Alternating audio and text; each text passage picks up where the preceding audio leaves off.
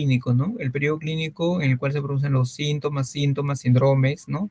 La enfermedad en sí, después ya vienen las consecuencias, ¿no? La incapacidad, ¿no? La invalidez, la muerte, ¿no? Lo que no se desea en estos casos, ¿no? El periodo patogénico depende de la gente, qué características de la gente, la infectividad, la patogenicidad, la virulencia, ¿no?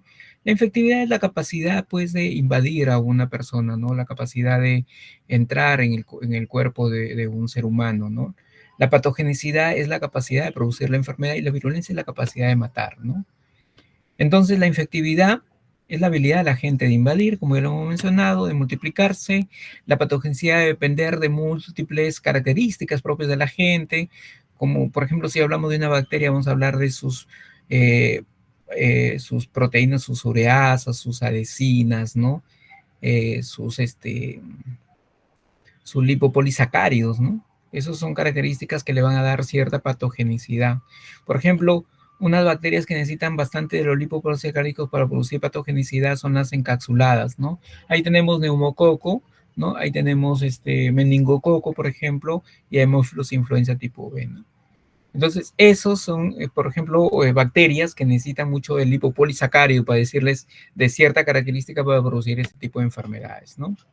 La virulencia se valora en términos de letalidad, ¿no? La capacidad de la gente de producir graves daños, graves letales. Por ejemplo, acá tenemos la gripe española que mató millones y millones de europeos, ¿no?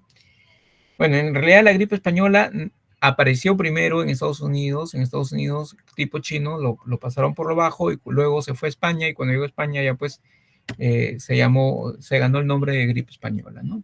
Entonces, el periodo patogénico, tenemos las medidas epidemiológicas, tenemos la patogenicidad, la contagiosidad, la infectividad, la virulencia y la invasividad, ¿no? Estas son las cadenas y les he puesto, les voy a compartir las diapositivas. En resumen de la historia natural de la enfermedad, tenemos la interacción entre factores de riesgo y huésped, se ha producido un estímulo, el periodo prepatogénico. Acá podemos intervenir, podemos hacer prevención primaria, ¿no? Por ejemplo, protección de la salud, promoción de la salud, prevención de la enfermedad, ¿no?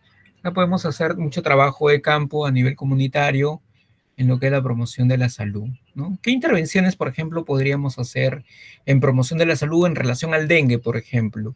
¿Qué podríamos hacer? Educación a la población, en lavar sus recipientes de agua, porque este acto de escobillar, por ejemplo, elimina lo que son los huevecillos, ¿no? De la Aedes, ¿no? Por ejemplo.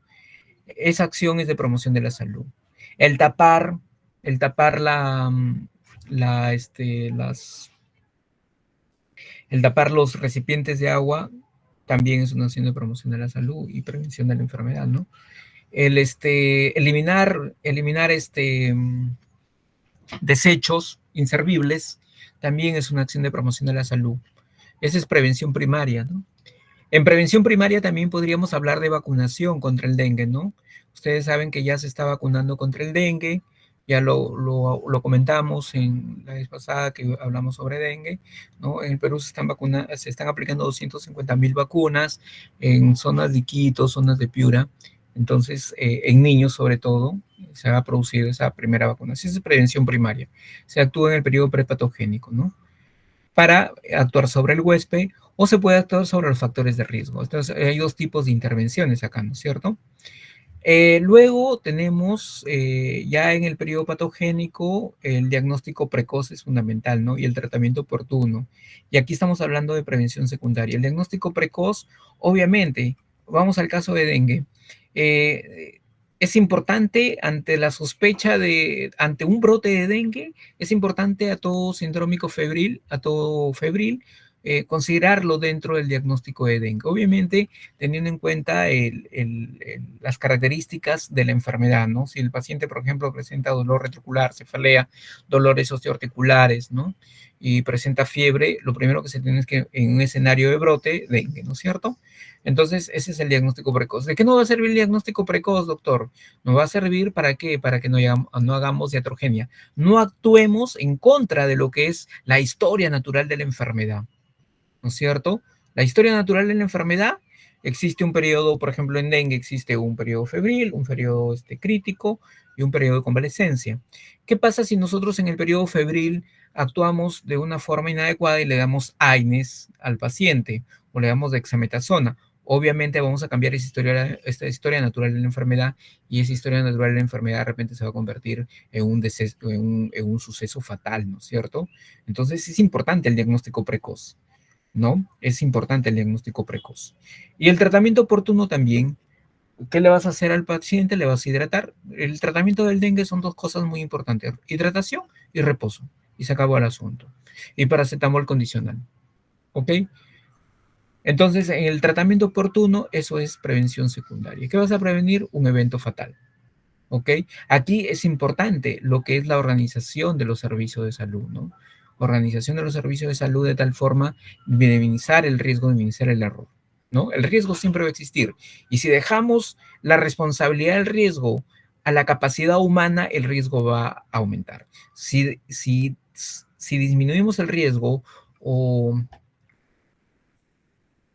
actuamos sobre el riesgo, es organizar bien el servicio de salud, organizar bien tu triaje, organizar bien tu atención médica, organizar en el caso de dengue, tus unidades de vigilancia febriles o tus ubiclin, y de esa forma tratar, ¿no es cierto?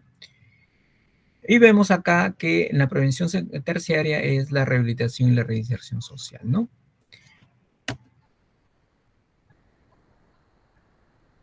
Acá tenemos lo que es la investigación epidemiológica de campo y la intervención en brotes. Ya estamos entrando en sí al tema, ¿no? Entonces, los objetivos en esta investigación de campo es conocer las razones por las cuales el Servicio de Salud investiga los brotes reportados, ¿no? Establecer los pasos a seguir en la investigación de brotes, prepararse para el trabajo de campo, ¿no? Confirmar la existencia de brote y establecer una definición de caso. Esos son los objetivos, ¿no? Pasos para realizar la investigación epidemiológica de los brotes, ¿no? Son 10 pasos.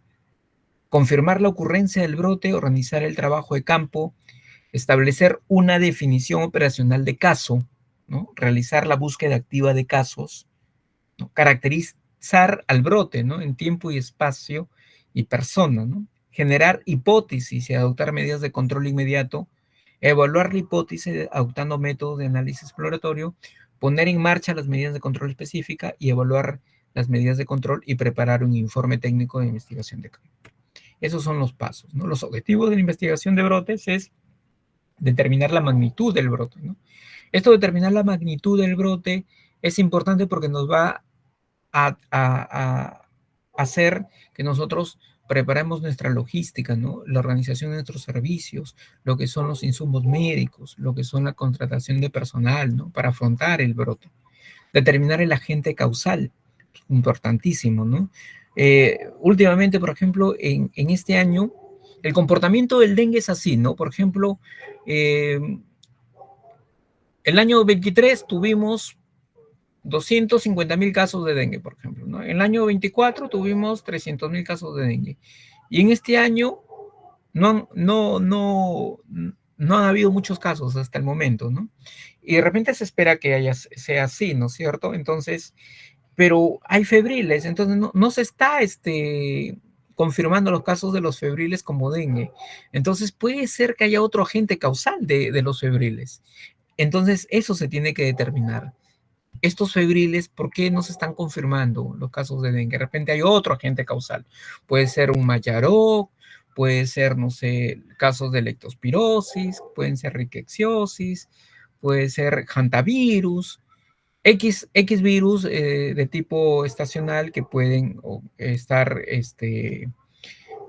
actuando, ¿no? Entonces es importante determinar el agente causal. Entonces, cuando se presentan estos escenarios en los cuales no se confirma, tú estás esperando dengue, ¿no?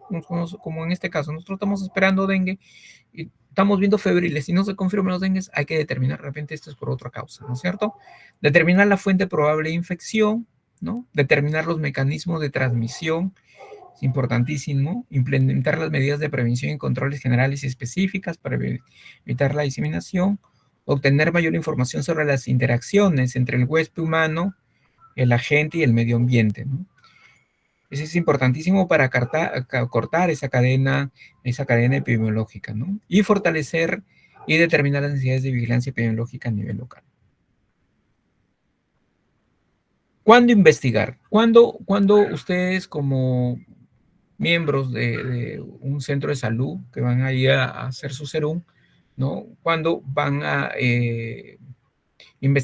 cuándo van a determinar una investigación biológica de campo, ¿no? Van a determinar en primer lugar si es prioritaria la investigación, ¿no? Si excede la ocurrencia usual de casos, ¿no?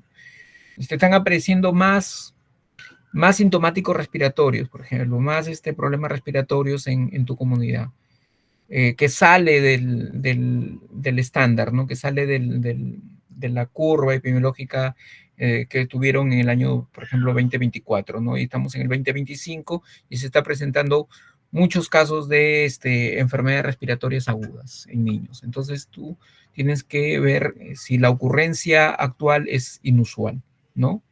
Parece tener una fuente común, eso también es un motivo para iniciar una investigación epidemiológica, ¿no? Parece tener una severidad mayor del usual, también es un motivo para iniciar una investigación epidemiológica, ¿no?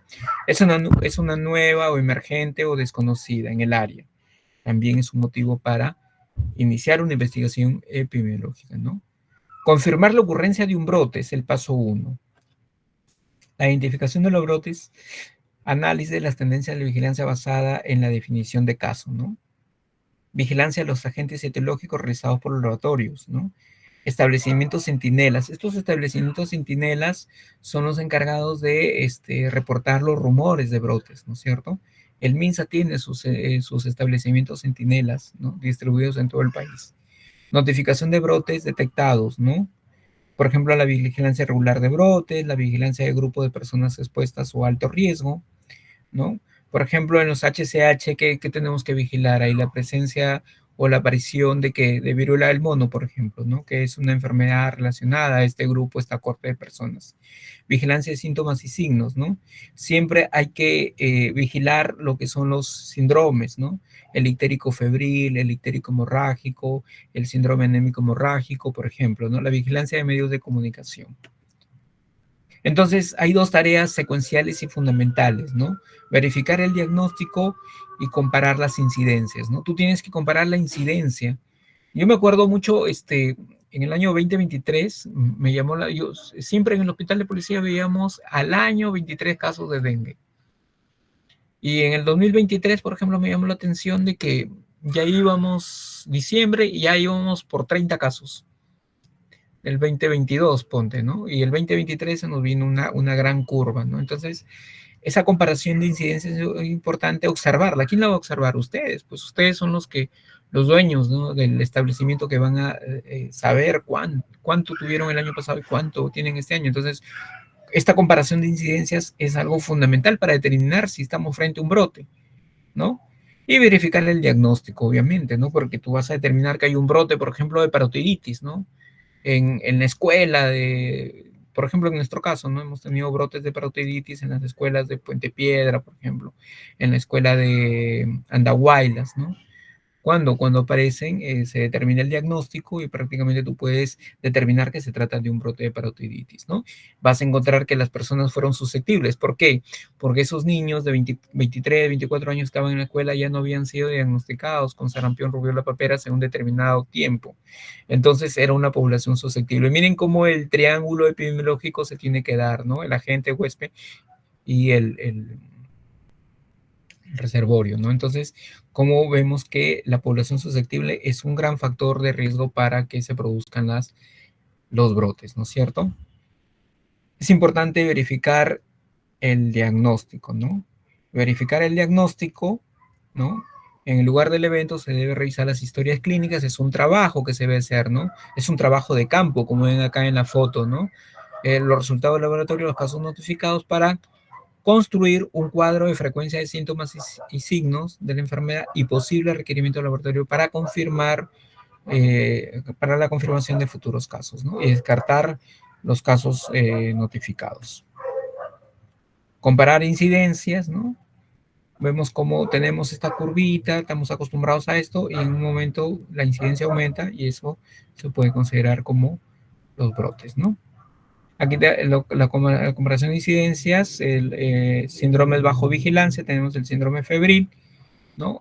¿Qué tenemos que confirmar? Si se trata de un dengue, si se trata de malaria, si se trata de bartonelosis, oropuchi, mayaro, leptospira, brucelosis, fiebre tifoidea, ¿no? Ictérico agudo, síndrome febril ictérico agudo, si se trata de fiebre amarilla, si se trata de leptospirosis o bartonelosis, ¿no? El síndrome febril con manifestaciones hemorrágicas, ¿no? Tenemos dengue, tenemos fiebre amarilla, fiebres hemorrágicas virales, ¿no? Por ahí también bartonelosis, ¿no? Síndrome febril respiratorio agudo, tenemos influenza, por ejemplo, peste neumónica, ¿no? Antrax inhalatorio, janta pulmonar. El síndrome febril con manifestaciones neurológicas, el febril con manifestaciones de meningitis, pues, ¿no? Encefalitis. ¿Las meningitis pueden producir brotes? Claro.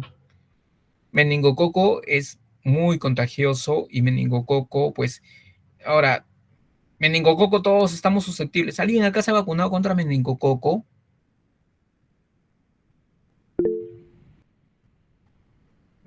¿Cuántos? A ver, no logro ver porque estoy con la presentación, pero me imagino que son pocos. Y nosotros como personal de salud estamos muy propensos a enfermarnos de meningococo, ¿no?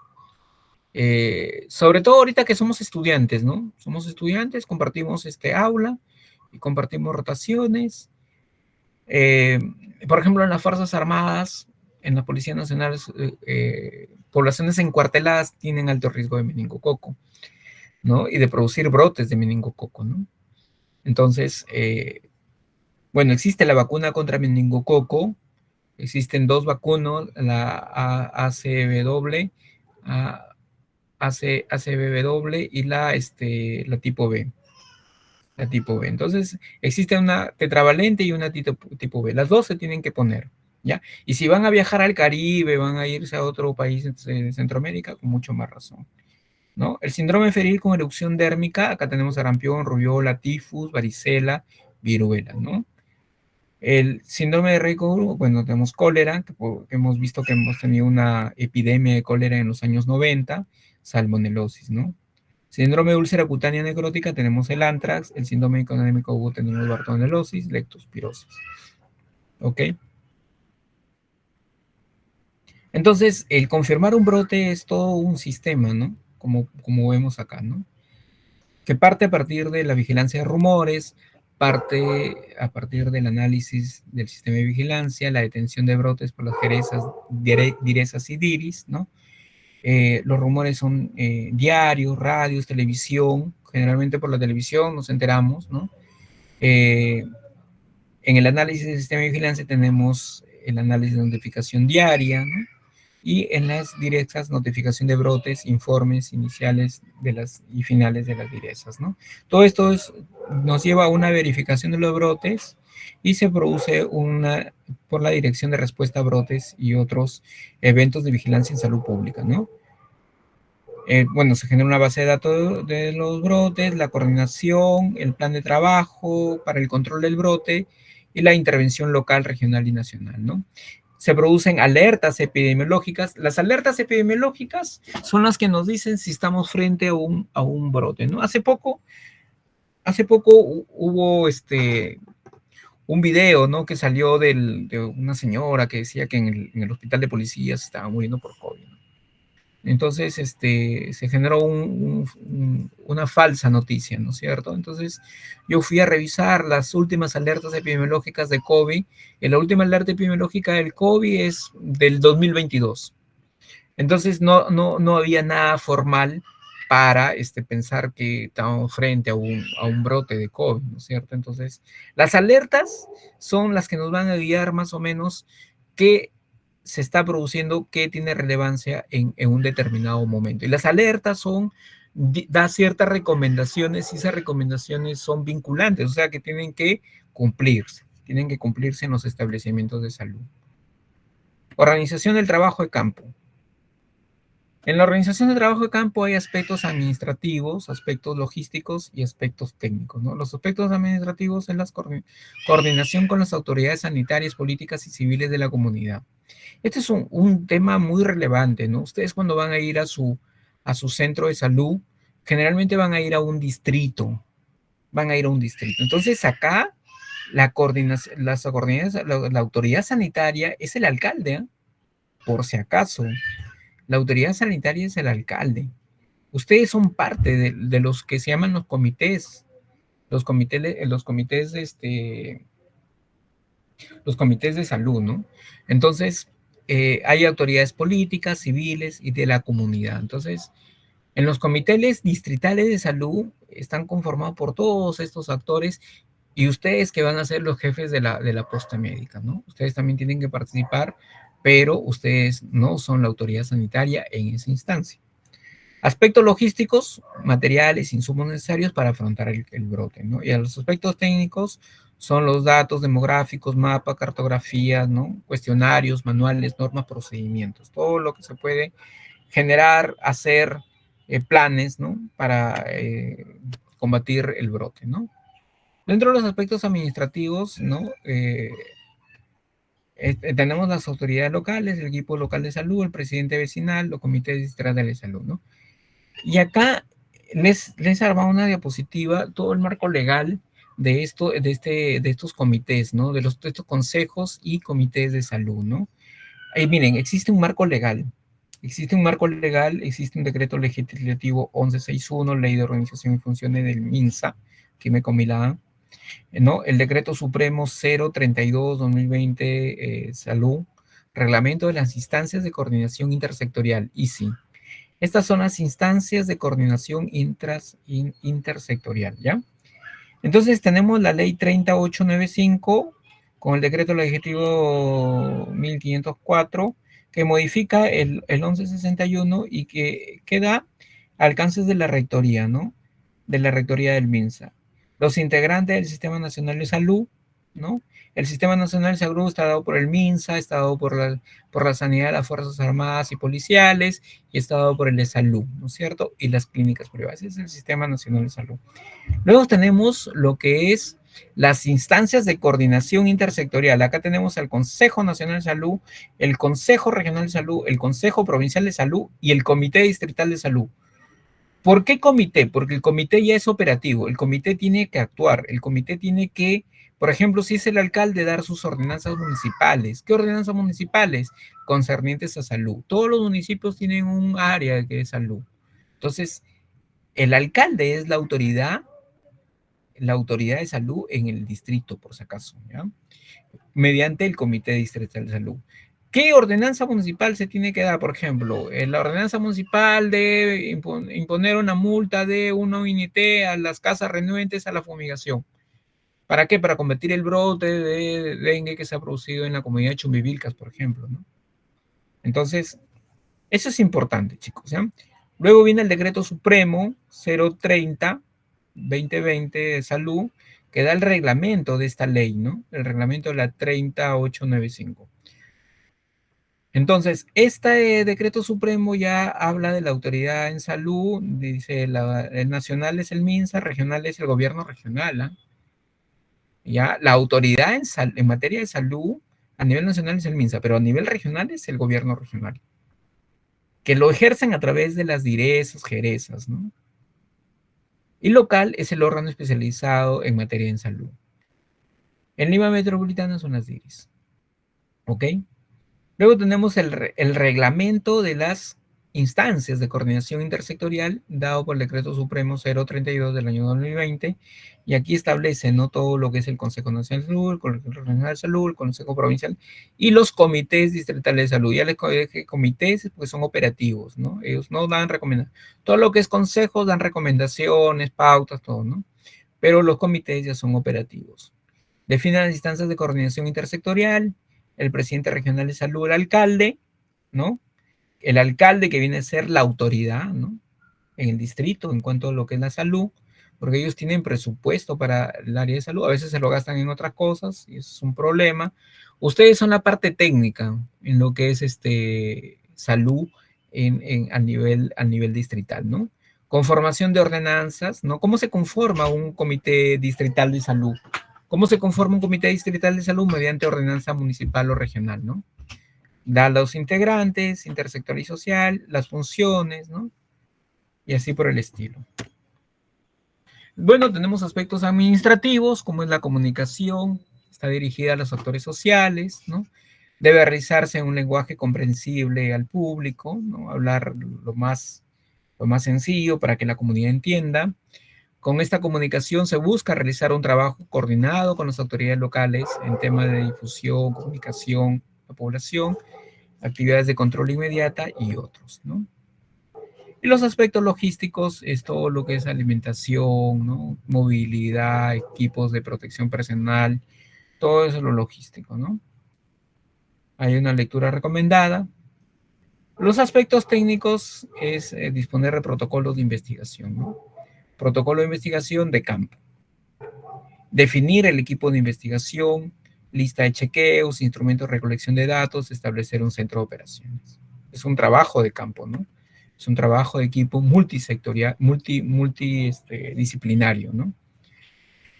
El protocolo de investigación eh, tiene un aspecto descriptivo, un aspecto analítico, ¿no? En el aspecto descriptivo tenemos los ambientes, el reservorio entomológico, la cadena de transmisión, la fuente de contaminación, la definición de casos, los eventos laboratorios según la sospecha de brote. Entonces, todos estos conocimientos que ustedes han tenido en sus ciencias básicas, bueno, lo van a aplicar cuando tengan que hacer un protocolo de investigación de un brote, ¿no? En cuanto al analítico, van a ser el caso control, ¿no? La corte retrospectiva, la población, el universo, la muestra, el periodo de estudio y los criterios de inclusión y exclusión, ¿no? Es todo un protocolo, ¿no? Que tiene que ser inclusive validado. Instrumentos para recolección de datos permite obtener las mediciones que corresponden a la realidad, ¿no? Requiere investigar. Cumple con las características de validez. Hay que darle validez, ¿no? El grado en que ese instrumento mide lo que se pretende medir y la confiabilidad es evaluar la calidad del instrumento, ¿no?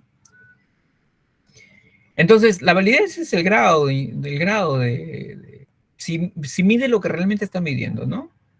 Ese es válido. Y si lo repites mil veces va a dar el mismo resultado, ¿no? Por ejemplo, ¿cómo es validez? Por ejemplo, le dicen, doctor Olano, usted apunte al blanco con un dardo y dele, pues, ¿no? Yo le doy a la primera. Ustedes dicen, ah, suerte, doctor. Ah, no, le digo, lo puedo hacer nuevamente. Otra vez y nuevamente doy el blanco. Otra vez, 10 veces y 10 veces le doy en el blanco. Esa es validez, ¿no? Entonces, la confiabilidad lo da la calidad del instrumento, ¿no?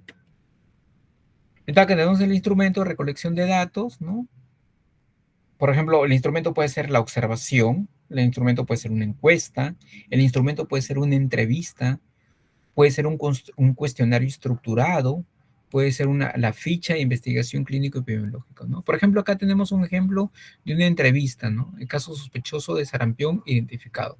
Esto obviamente ha tenido que ser estructurado, ¿no? ¿Por quién? Por el equipo multidisciplinario de control de brote, ¿no?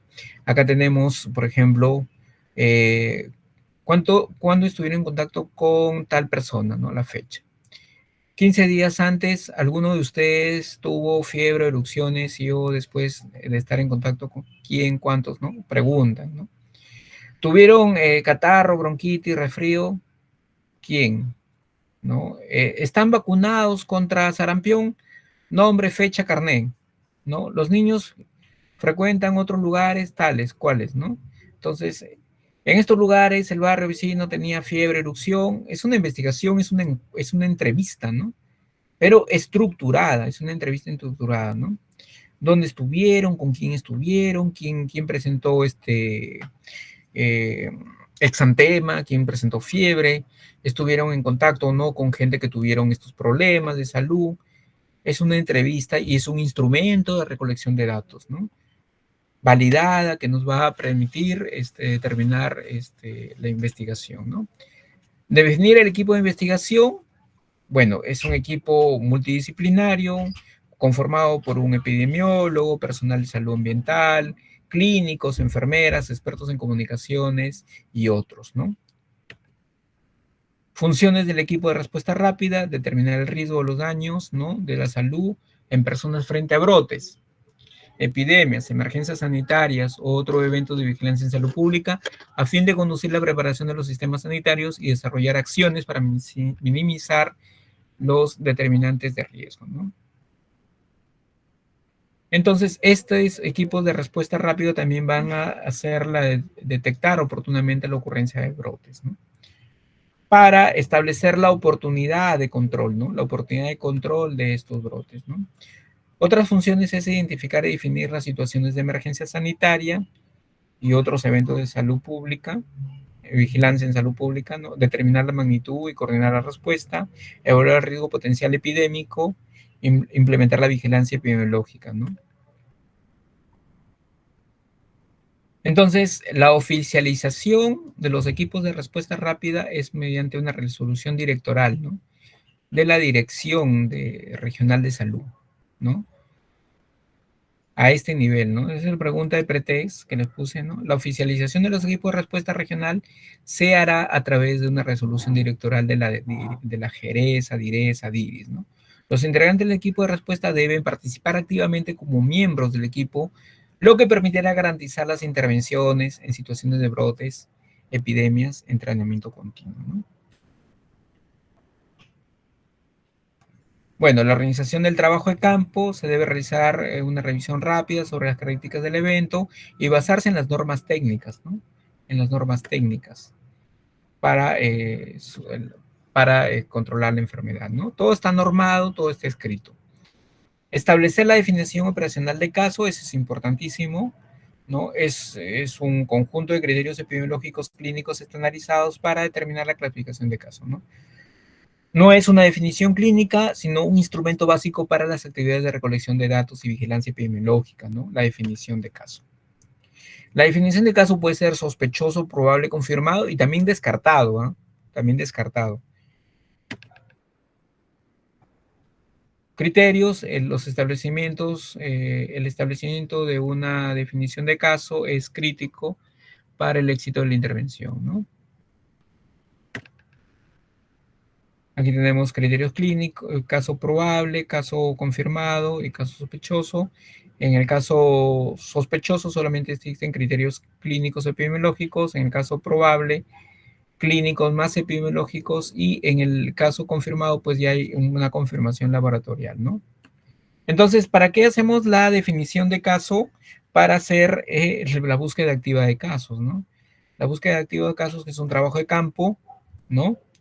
Se iniciará posterior a la confirmación del evento la definición operacional de caso, ¿no? Si no hacemos definición operacional de caso, ¿qué vamos a salir a buscar, no? Entonces se darán cuenta que la definición operacional de caso es un evento importante en lo que es el trabajo del control de brote, ¿no? Organización del equipo local, ¿no? Será realizado un equipo de respuesta rápida, ¿no? Que es conformado por una resolución directoral, ¿no? De la Jerez, Adirez, Adiris, ¿no? Componente de epidemiología. Estos acudirán a centros de salud, hospitales, clínicas privadas, centros veterinarios, entre otros, para recolectar, ¿no? Los posibles casos identificados en la comunidad, ¿no?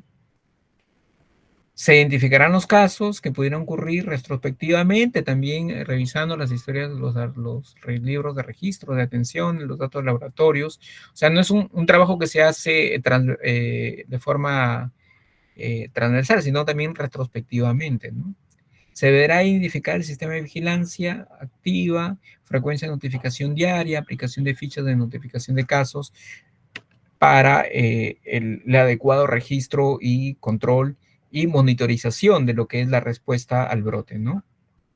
Es importante caracterizar el brote, ¿no? Entonces, identificar a la población, es importante, identificar a la población. Les cuento sobre viruela del mono, ¿no? La viruela del mono se identificó a la población. ¿Cuál era la población? Los HCH. Entonces, ¿por qué es importante? Porque vas a intervenir sobre esa población. ¿Qué vas a hacer en esa población? La vas a vacunar. Acá en el Perú ha sido exitoso ¿eh? El enfrentamiento a este brote de viruela del mono, por ejemplo. ¿Por qué? Porque se actuó adecuadamente. Se hizo esto, pues se identificó a la población de riesgo. ¿Qué era la población de riesgo? Los HCH. Entonces, ¿qué se hizo sobre esa población de riesgo? Se vacunó. La información para iniciar las medidas de control, es importante tener la información, ¿no? Familiariza al investigador con los datos, ¿no? Pistas sobre la gente, el modo de transmisión y la caracterización del brote, ¿no? La modo de transmisión, por ejemplo, en viruela del mono era el contacto sexual, ¿no es cierto? Entonces, de esa forma se pudo determinar y prácticamente controlar el brote, ¿no? Es importantísimo caracterizar el brote. Para iniciar la caracterización del brote es necesario reunir toda la información disponible de los casos y organizar para su análisis, ¿no? Para ello es necesario la respuesta a las siguientes preguntas respecto al brote, ¿no? ¿Cuándo? ¿Cuándo? ¿No? ¿Dónde? ¿Y quiénes? ¿No? Para poder actuar de una forma adecuada, una forma, dado que los recursos siempre son limitados, es importante identificar a la población que se está contagiando, ¿no? Entonces acá tenemos la magnitud y la duración del brote de la epidemia va a depender de la velocidad del brote, ¿no? La infectividad de la gente, el modo de transmisión, el tamaño de la población susceptible, ¿no? La intensidad de la exposición de la población susceptible, el periodo de incubación de la enfermedad. Obviamente, si el periodo de incubación de la enfermedad es corto, el brote va a ser mayor, ¿no? La efectividad de las medidas de control inmediato, ¿no? Todo esto va a influir en lo que es la magnitud y la duración del brote, ¿no? La magnitud y la duración del brote. Entonces tenemos que ir organizando la información, elaborar un listado de casos, ¿no? Teniendo en cuenta que las filas corresponden a los casos y cada columna es una variable de interés, por ejemplo, la edad, el sexo, aquí es un ejemplo, ¿no? La edad, acceso a la procedencia, ¿no? Resultado del laboratorio, entre otras, ¿no? Es importante establecer una lista, ¿no? Una lista, una organización de la información, porque esto nos va a permitir hacer un seguimiento, ¿no? Caracterización del tiempo, el instrumento básico es la curva epidémica, ¿no?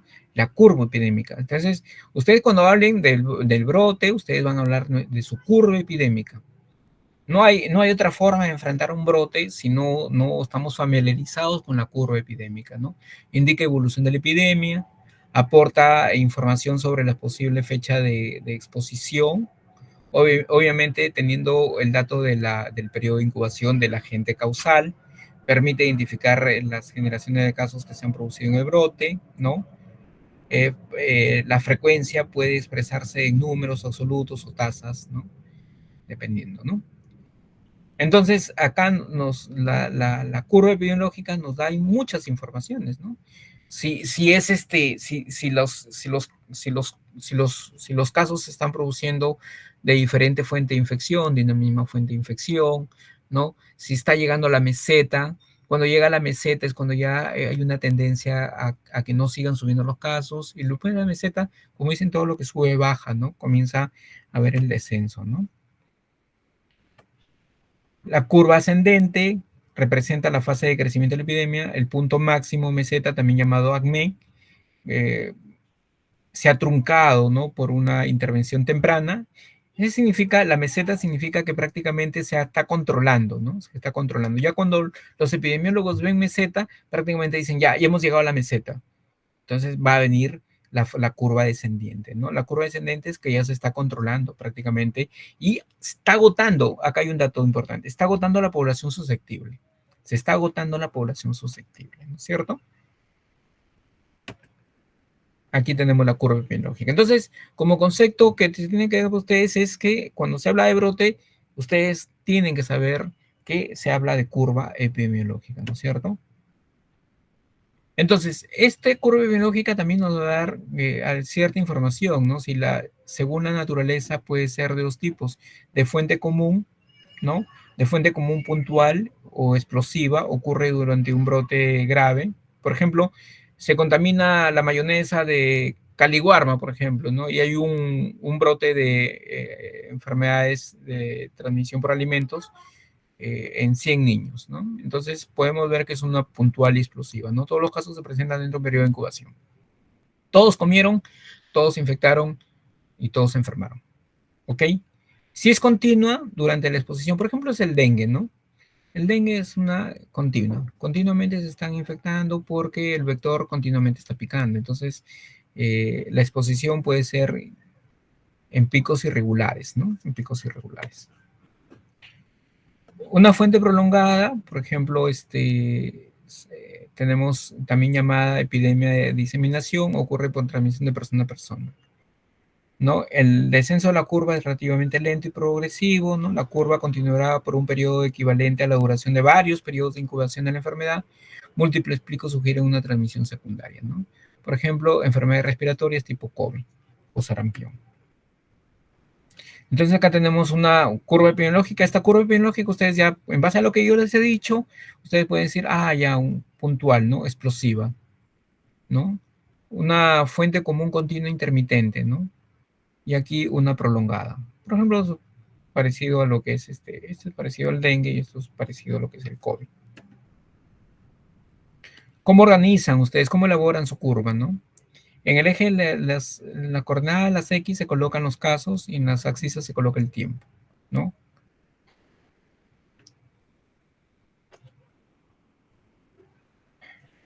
Esta curva epidemiológica nos va a permitir también estimar el periodo probable de exposición, ¿no? El periodo probable de exposición. El periodo probable de exposición, listar los principales agentes etiológicos potenciales involucrados, un periodo mínimo y un periodo máximo y un periodo medio, ¿no? Restar el periodo de incubación mínimo de las fechas de ocurrencia del primer caso del brote y el último, ¿no? Entonces, si tenemos un brote de rubiola, el periodo de incubación es de 14 días a 21 días, ¿no? Entonces, restamos al primer caso, le restamos 14 días, entonces podemos determinar, y al último caso le restamos 21 y podemos probar el periodo probable de exposición. O sea, eso nos permite hacer la elaboración de una curva epidemiológica, ¿no? Tener en cuenta, para la fuente común puntual se puede estimar el periodo de incubación teniendo en cuenta la fecha de exposición, ¿no? Estimar el periodo de incubación. Si no se conoce el momento en el tiempo de la exposición, fuente de infección, se puede estimar el periodo de incubación, ¿no? Y si no se conoce el momento, el tiempo exacto de exposición de la fuente de infección, pero sí el agente causal, también obviamente se puede determinar el periodo de incubación.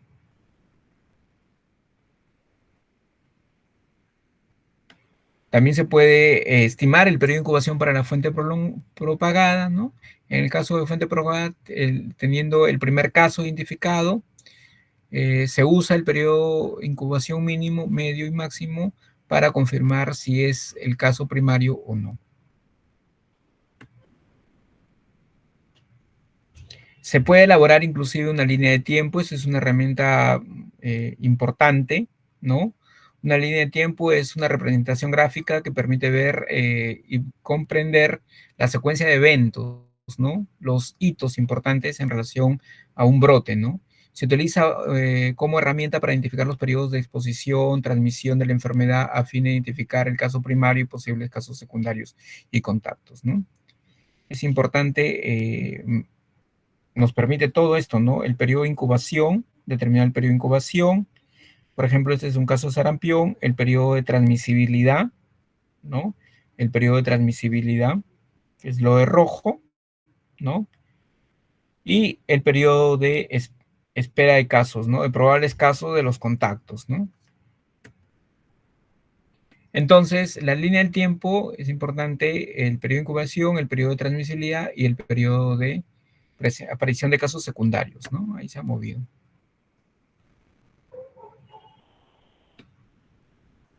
Entonces acá está cómo se calcula, ¿no? El periodo de exposición, ¿no? Teniendo en cuenta que el periodo de incubación para lo que es sarampión es de 7 a 21 días, ¿no? Entonces, el periodo de incubación tiene dos extremos, por lo tanto, restaremos la fecha de inicio del exantema a cada extremo del periodo de incubación. Y de esta forma se determina el periodo de exposición, ¿no? El periodo de exposición.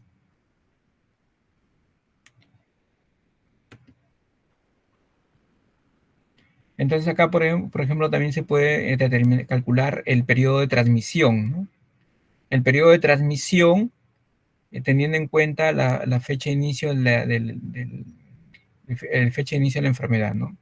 Por ejemplo, acá tenemos la fecha de inicio de enfermedad o del exantema es el 15 de marzo. Entonces, si tenemos el dato que la transmisibilidad es 4 días antes y 4 días después de la fecha de inicio del exantema, podemos determinar que el periodo de transmisibilidad es 15 de marzo menos 4, 11 de marzo.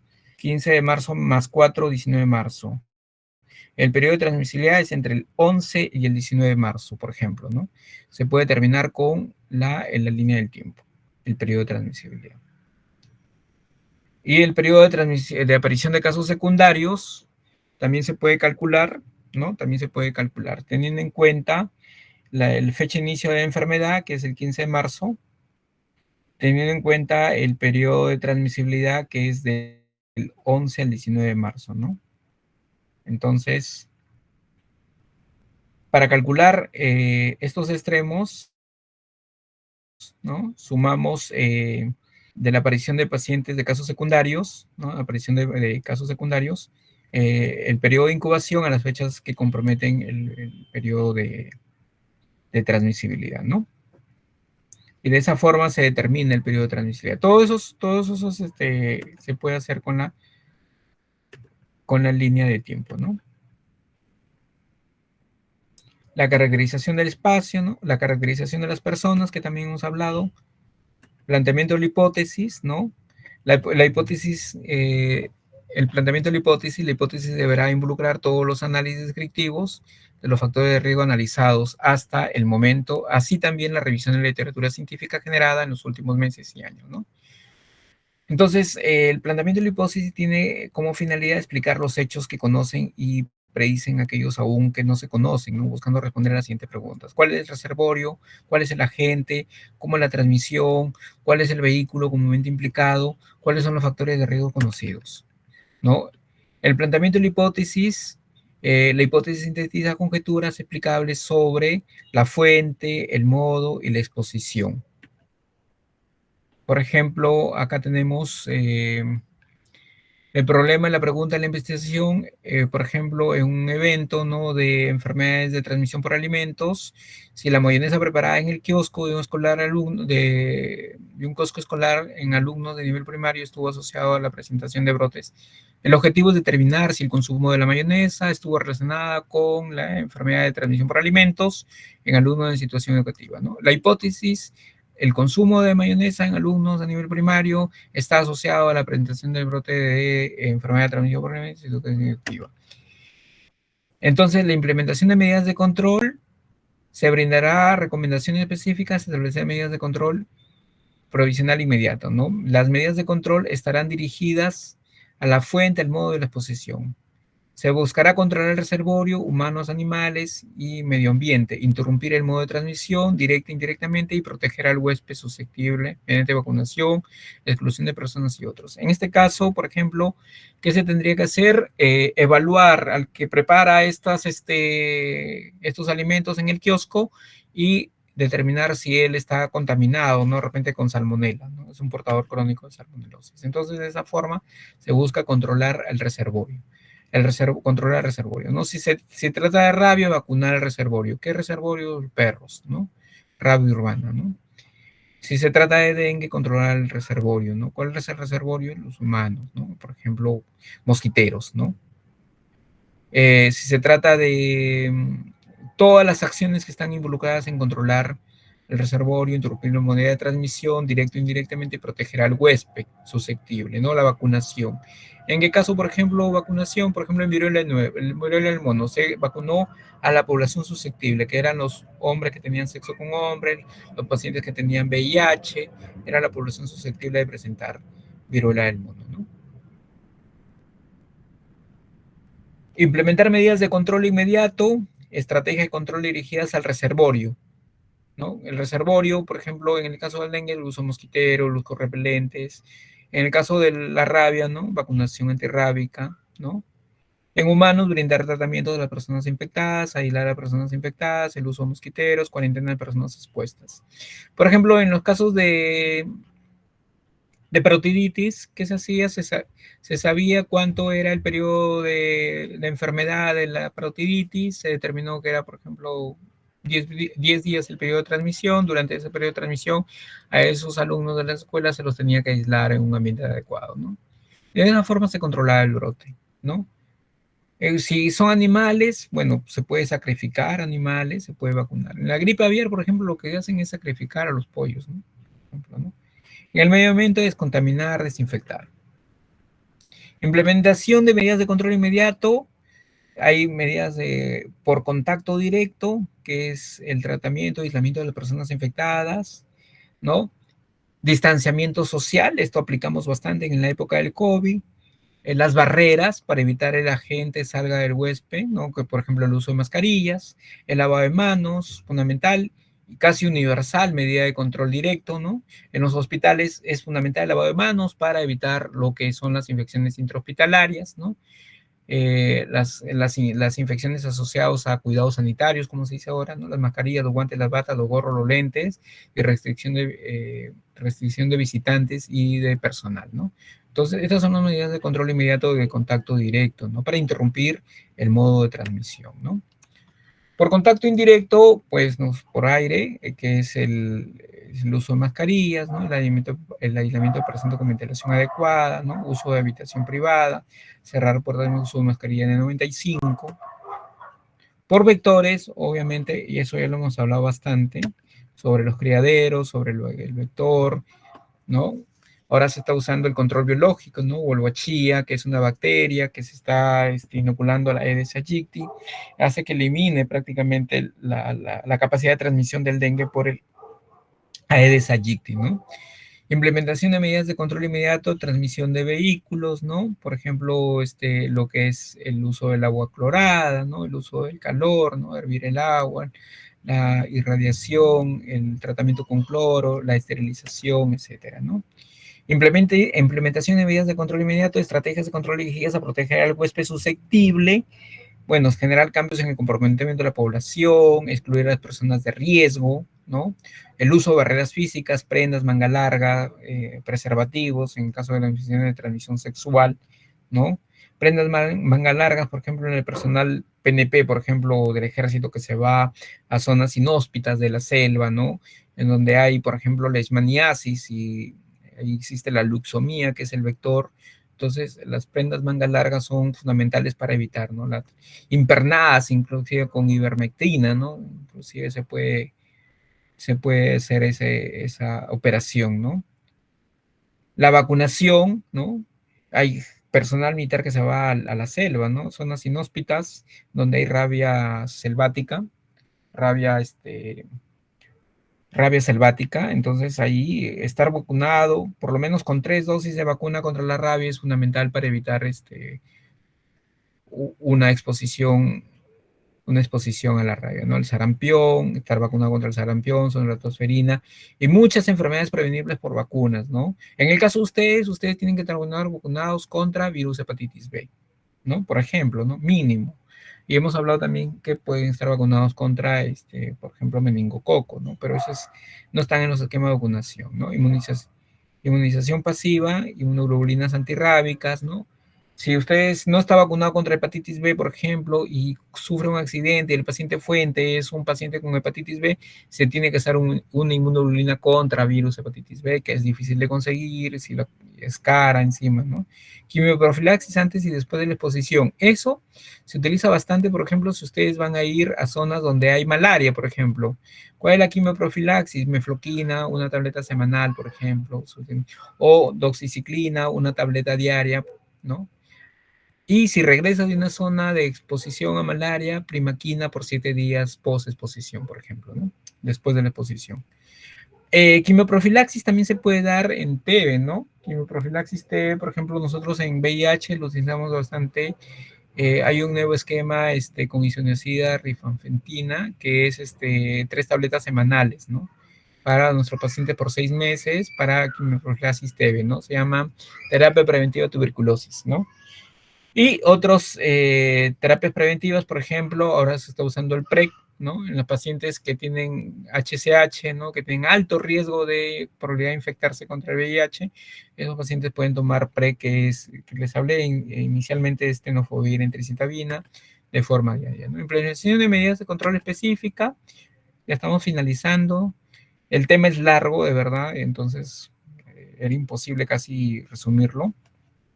La factibilidad operacional de las medidas de implementación condicionada por la posibilidad de que sean realizadas a un nivel adecuado, ¿no? Cobertura, intensidad, que se permita la reducción, la interrupción de la transmisión, ¿no? Considerar los siguientes factores: extensión y organización de los servicios de salud, costos de las medidas a implementar, tipos y personal que se requiere, ¿no?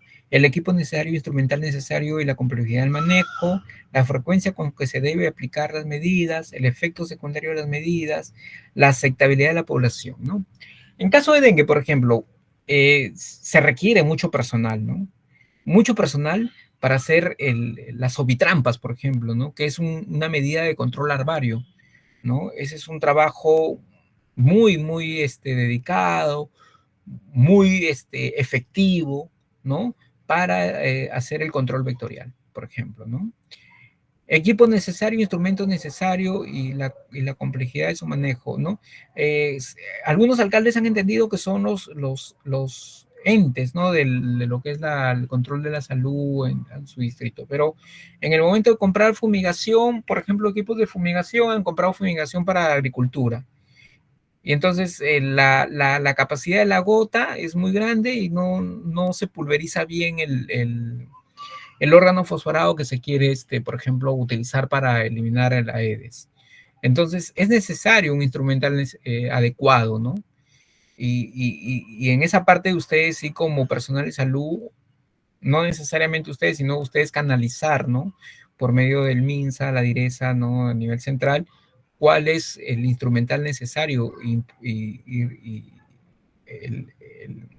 el útil, ¿no? Para este tipo de medidas, ¿no? La frecuencia con que se aplica la medida, ¿no? Entonces, se aplica una vez fumigación y luego ya se olvidan. Entonces, obviamente no se va a controlar ningún brote de esa forma. Entonces, la constancia es la base del éxito, como dicen, ¿no? Entonces, en estos temas de control vectorial, de factores de riesgo, hay que ser constantes, ¿no? El efecto secundario de las medidas, ¿no? Obviamente se utilizan órganos fosforados, piretroides ya no se están utilizando, pero de todas maneras pueden tener efectos secundarios, ¿no? Y la aceptabilidad de la población, este es un tema frecuente, hay casas renuentes a lo que es la fumigación, por ejemplo. Entonces acá ya las ordenanzas municipales tienen que actuar, ¿no? Entonces, para la cadena de transmisión y la medida de control es importante saber la cadena de transmisión, ¿no? Por ejemplo, identificar los reservorios, ¿no? Identificar la vía de transmisión, interrumpir la vía de transmisión y los huéspedes susceptibles, proteger a la población susceptible, ¿no es cierto? Entonces, hay estrategias de control para el reservorio humano, para el reservorio animal, para el reservorio ambiental. Esto ya lo habíamos hablado, ¿no? Transmisión directa e indirecta también, interrumpir la transmisión por contacto también,